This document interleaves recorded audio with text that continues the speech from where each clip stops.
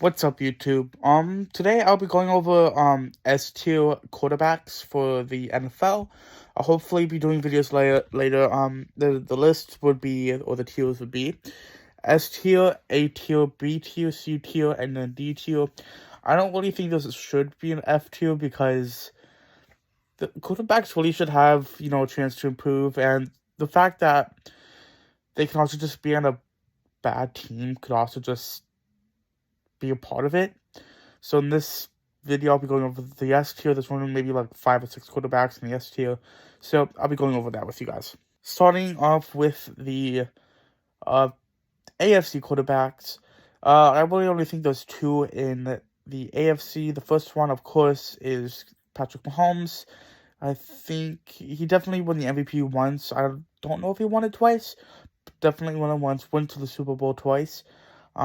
Maybe 3 times. I can't remember, but yeah, he went to the Super Bowl twice, and he just got great stats, and he's a spectacular quarterback, and he's definitely the franchise quarterback for the Chiefs. He'll probably be with the Chiefs most throughout his career, and definitely an S tier quarterback.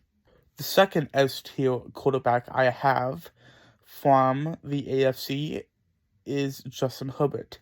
He put up amazing stats. I think he's played for 3 seasons. I think he put up amazing stats. I think he had the best rookie records or rookie stats for a quarterback ever. And I don't think he had like a top 15 quarterback wide receiver. Keenan Allen is close to top 15, but I think there are 15 receivers that are better than him. He had a bottom 5 defense, I think, the last few years, or at least last year. He did have a top 5 running back. But other than that, he didn't really have like a great team around him, and he did put up, top 5 quarterback stats, for the NFL. So with that being said, I definitely think he's an S tier quarterback. I think he threw for 5,500 passing yards last year, and he's definitely on the road to possibly now winning a Super Bowl with Khalil Mack on their defense. So with that being said, that's my second S tier quarterback. From the NFC, there are also 2 quarterbacks that are S tier, and those should be pretty obvious. I'm gonna get the really, really obvious one out of the way. Say Tom Brady. Won 7 Super Bowls, led his teams that he was with to 10. He's a quarterback or a type of quarterback that would, revolve his salary base around his team. Um, Always normally I think had a winning record with his team. Most of the time, I think very few of his seasons where he had a losing record. And yeah, I think one of the most unstoppable teams he ever played with was the 2019 Buccaneers, where he had Chris Godwin, Antonio Brown, Mike Evans, Rob Gronkowski, a top 5 defense, and a really good offensive line. And, everybody knows who Tom Brady is. He's considered one of the greatest quarterbacks, or if not the greatest quarterback to ever play in the NFL. With that being said, he has to be S tier.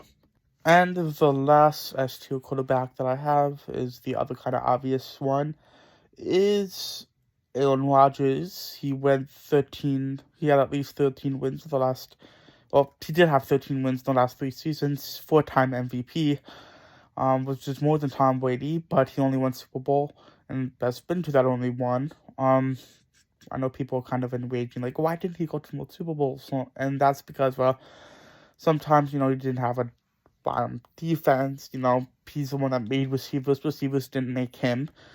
And, with Davante Adams gone, there's a question of will he even be good next season. Personally, I think they're going to have a winning record even if they don't have a top 10 wide receiver on the team, because, it's Aaron Rodgers.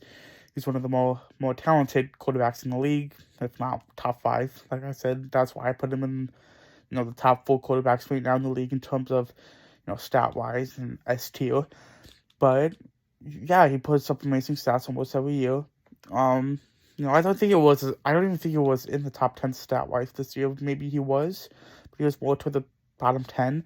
But he did get MVP because without Aaron Rodgers on the team, the Packers are really on nothing. You saw when Jordan Love did play this past year, the Packers were absolutely nothing. I think in the 2 or 3 games that Jordan Love did play, the Packers did absolute garbage, one of them being the Packers and the Kansas City Chiefs game. Even though the defense only allowed the Chiefs 10 points, Jordan Love didn't really do well. I think the only touchdown they had was a running touchdown from Aaron Jones. But other than that, yeah, I don't really think there are any other quarterbacks. Most of the quarterbacks you guys would probably be thinking of, like Josh Allen, Deshaun Watson, Joe Burrow, Russell Wilson, all of them I think are more A-tier quarterbacks, and I'll be going over them in the next ranking tier list video.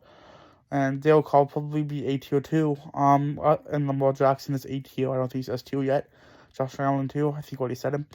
But other than that, that's my S-tier quarterback rankings. Or the quarterbacks that are in S-tier.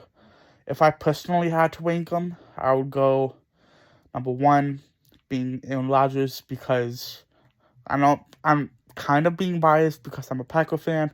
It's because of how bad the Packers really play without Aaron Rodgers, and I think he plays better with a team that doesn't have much, especially receiving wise.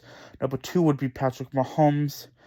Number 3 would be Tom Brady. Number 4 would be Justin Herbert. Those are my rankings for those 4 quarterbacks in S-tier. So thank you guys for watching. I hope you guys enjoyed the video. Like, comment, share, subscribe. You know the deal. But I really appreciate you guys for watching the video. And if you have any recommendations, go show that in the comments. And I guess I'll see you guys in the next video. Anyways, peace.